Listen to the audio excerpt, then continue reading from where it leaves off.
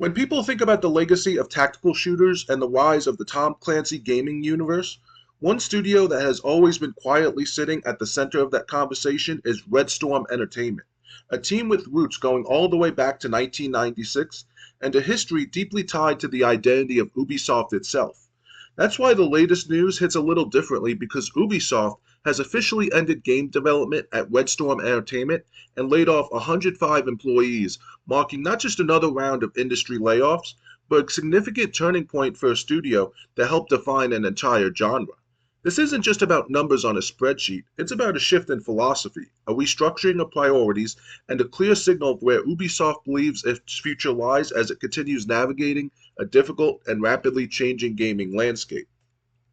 According to internal sources, this move is part of Ubisoft's broader global cost-saving initiative, a plan that was announced earlier this year and has already led to multiple rounds of layoffs and even full studio closures.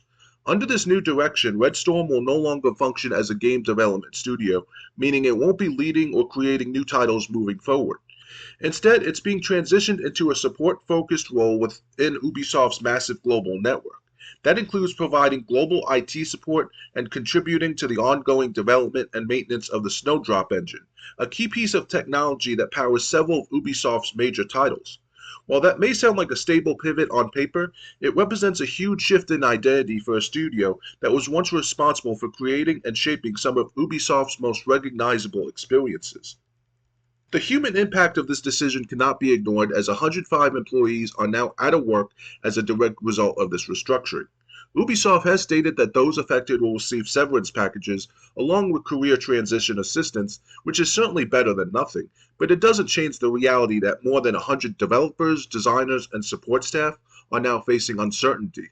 And what makes this situation even more concerning is that it doesn't exist in isolation.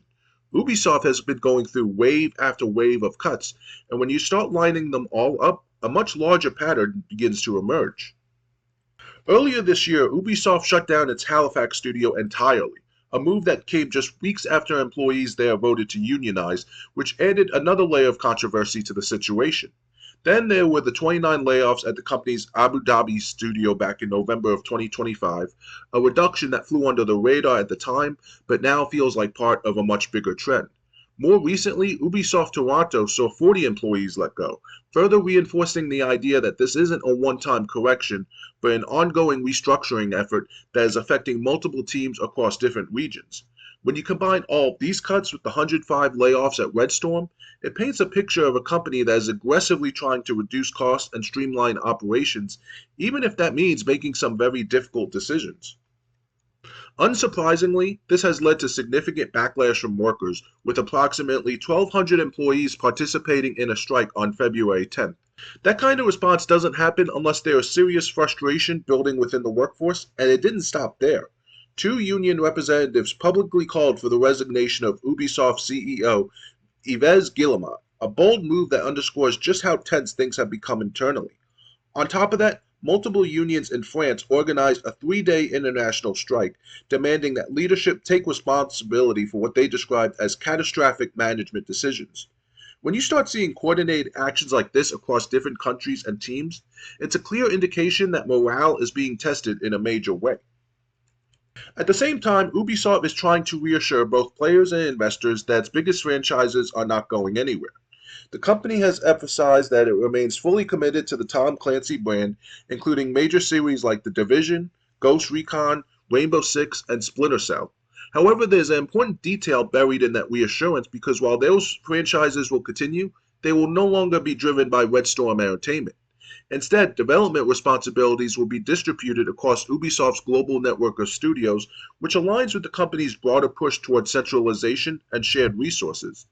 This approach could lead to more consistent output and better coordination between teams, but it also raises questions about whether something will be lost in the process, especially when you remove a studio that has been so closely tied to that identity for decades. Looking at Red Storm's recent track record, it becomes easier to understand why Ubisoft may have felt this move was necessary from a business standpoint. The studio's last released title was Assassin's Creed Nexus VR, and while it showed that the team was capable of working with new technologies, it didn't exactly redefine the market. On top of that, several of Red Storm's recent projects never made it to release, including a Splinter Cell VR game and the Division Heartland, both of which were ultimately canceled. When a studio goes through multiple canceled projects in a row, it often signals internal challenges, shifting priorities, or a mismatch between creative vision and market expectations, and those factors can heavily influence decisions at the executive level. All of this is happening alongside a major organizational overhaul within Ubisoft itself as the company rolls out its new Creative House operating model. This system is designed to restructure how games are developed by grouping projects into specialized divisions and encouraging collaboration across studios through a centralized creative network. New leadership appointments, including Julian Bears and Thomas Andrin, are intended to help guide this transition and ensure that resources are being used as efficiently as possible.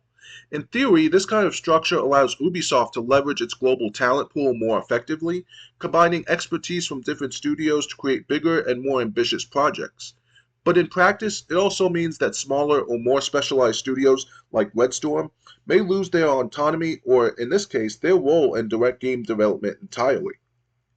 What we're seeing here is a company trying to reinvent itself in real time, balancing the need to cut costs with the desire to remain competitive in an industry that is becoming more expensive and more unpredictable every year.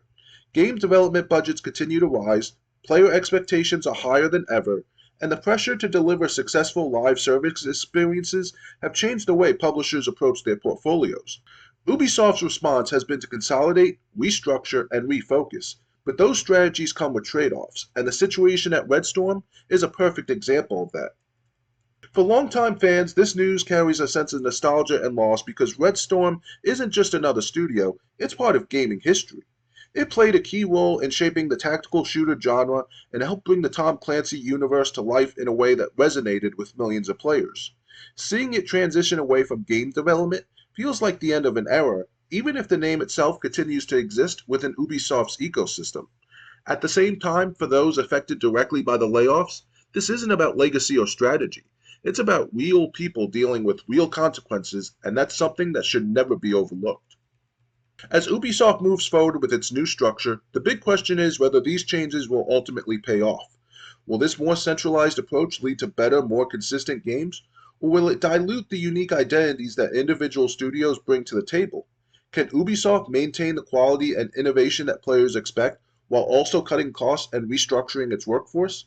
And perhaps most importantly, how will these decisions impact the company's reputation both among players and within the industry itself? These are the kinds of questions that don't have immediate answers, but they will shape the future of Ubisoft in the years to come. For now, what we know is that Red Storm Entertainment's role has fundamentally changed.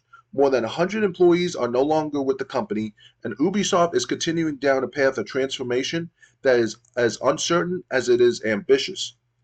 If you found this video informative and you want to stay up to date on everything happening in the gaming industry, make sure to give this video a thumbs up, subscribe to the channel, and ring the notification bell so you don't miss any future uploads. And if you want even more content, including exclusive videos you won't find anywhere else, check out my Patreon, where the latest exclusive dives into a really interesting question. Are Xbox consoles and PC slowly becoming the same platform? It's a deep discussion you won't want to miss. Thank you for watching, and as always, game on.